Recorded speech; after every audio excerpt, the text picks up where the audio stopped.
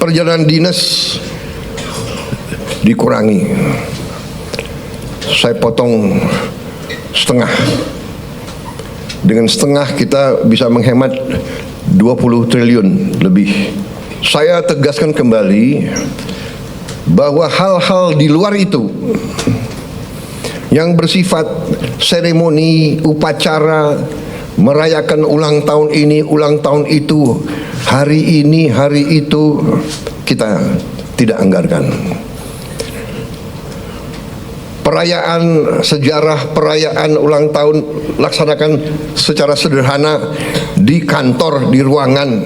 Kalau perlu yang hadir hanya 15 orang, sisanya di Vikonken.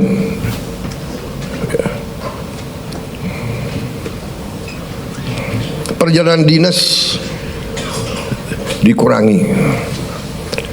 Saya potong setengah. Dengan setengah kita bisa menghemat 20 triliun lebih. Kalau kita hitung 20 triliun, berapa puluh ribu sekolah, gedung sekolah bisa kita perbaiki.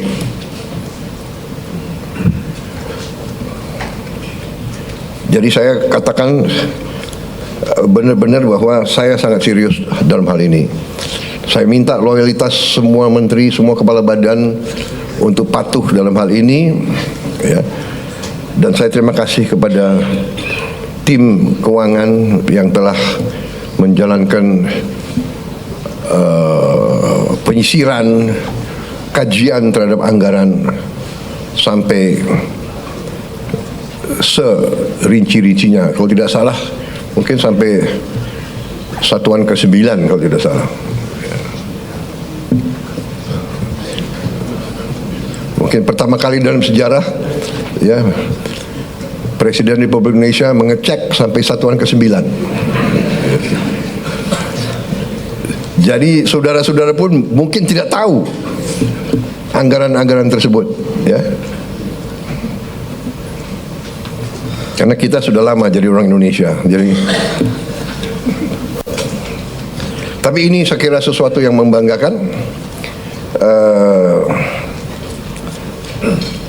Dengan demikian kita bisa bekerja dengan sangat cepat. Saudara-saudara, program makan bergizi kita berjalan. Alhamdulillah, kita telah luncurkan tanggal 6 Januari yang lalu. Sampai sekarang berhasil melayani 650.000 anak-anak kita di 31 provinsi.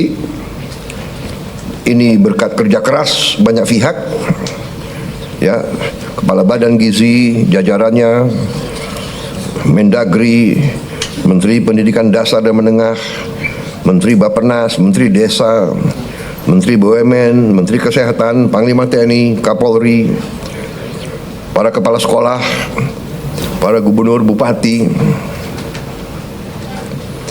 tentunya Menteri Keuangan. Dan untuk Januari sampai April 2025, program ini sasarannya adalah 3 juta anak. Bulan April sampai Agustus 2025 akan menuju 6 juta anak. September kita harapkan 15 juta anak. Dan akhir 2025 target kita adalah semua anak-anak Indonesia bisa dapat makanan bergizi. Saudara-saudara, terima kasih kerjasama ini. Seluruh kementerian lembaga ikut mengamankan dan menyukseskan program ini. Kita akan bersinergi dengan pemerintah daerah, gubernur, bupati, wali kota, dan seluruh perangkat daerah. Saudara-saudara, ini adalah masalah strategis. Kita memperkuat masa depan Indonesia. Anak-anak Indonesia harus kuat, harus cerdas, harus semangat, harus sekolah dengan baik. Saya percaya dalam waktu yang tidak lama kita akan melihat peningkatan hasil kemampuan akademis anak-anak kita. Saya juga bertekad untuk melakukan langkah-langkah intervensi kepada semua sekolah di Indonesia. Sekolah dasar, sekolah menengah, SMP, SMA, semua sekolah yang dibina oleh pesantren dengan teknologi. Kita akan masuk ke semua sekolah dengan teknologi. Kita ingin mempercepat penyampaian pelajaran untuk semua sekolah kita. Saudara-saudara, saya juga berterima kasih kepada Menko Perekonomian dan tim ekonomi yang telah menggagas, menyusun konsep-konsep yang diwujudkan dalam produk-produk, dalam kebijakan-kebijakan yang pro rakyat, penghapusan hutang kepada petani dan nelayan yang mengalami kesulitan membayar sekian belas tahun, kemudian juga berbagai bantuan langsung, berbagai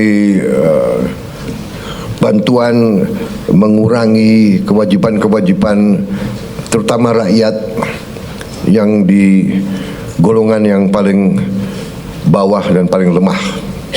Saya kira nanti mungkin Menko Perekonomian dengan Menteri Keuangan bisa juga jelaskan ke masyarakat berapa kebijakan-kebijakan yang telah kita lakukan. Kita juga dalam waktu dekat kita juga akan mewajibkan semua perusahaan yang menerima kredit dari bank pemerintah harus menempatkan hasil penjualan ekspornya di bank di Indonesia. Saya kira ini hanya wajar, ini masuk akal. Mereka berusaha dengan dana yang bersumber dari rakyat Indonesia. Setelah mereka berusaha dan mereka lakukan penjualan, hasil penjualannya wajar kalau ditaruh di bank di Indonesia. Ini saya kira segera akan keluar dan akan berlaku kurang lebih 1 bulan yang akan datang. Ya. Jadi ini adalah sesuatu yang logis, yang masuk akal. Kemudian saya juga sudah memberi keputusan kepada unsur penegak hukum, Jaksa Agung, BPKP, Kapolri, dan Panglima TNI untuk menegakkan hukum dan aturan khususnya bagi perusahaan-perusahaan yang melanggar ketentuan-ketentuan pertanahan dan hutan. Ketentuan-ketentuan kita harus dipatuhi. Tidak ada yang memiliki perlakuan khusus. Bagi mereka yang sudah diberi kesempatan berkali-kali untuk menyelesaikan kewajiban-kewajibannya dan tidak melakukan, ya pemerintah akan melaksanakan kewajibannya, mencabut izin dan menguasai kembali lahan-lahan tersebut. Apalagi lahan-lahan itu adalah hutan lindung dan sebagainya. Jadi ini juga langkah yang akan kita laksanakan. Saudara-saudara sekalian, saya juga sangat berterima kasih kepada banyak jajaran. Baru hari Senin kemarin saya mendapat kehormatan meresmikan 37 proyek strategis ketenaga listrikan nasional, mencakup 26 pembangkit listrik dengan kapasitas total 3,2 gigawatt serta 11 jaringan transmisi dan gardu induk di 18 provinsi. Sebagian besar dari pembangkit listrik ini adalah energi bersih, energi terbarukan.